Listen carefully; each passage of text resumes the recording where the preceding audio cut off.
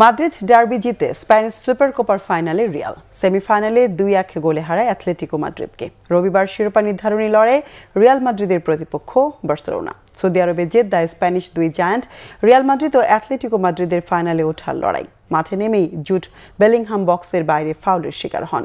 Free kick পায় Real. 25 গজ দূর থেকে বুলেট গতির ফ্রি কিকে বল জালে জড়ান ভালভের্দে।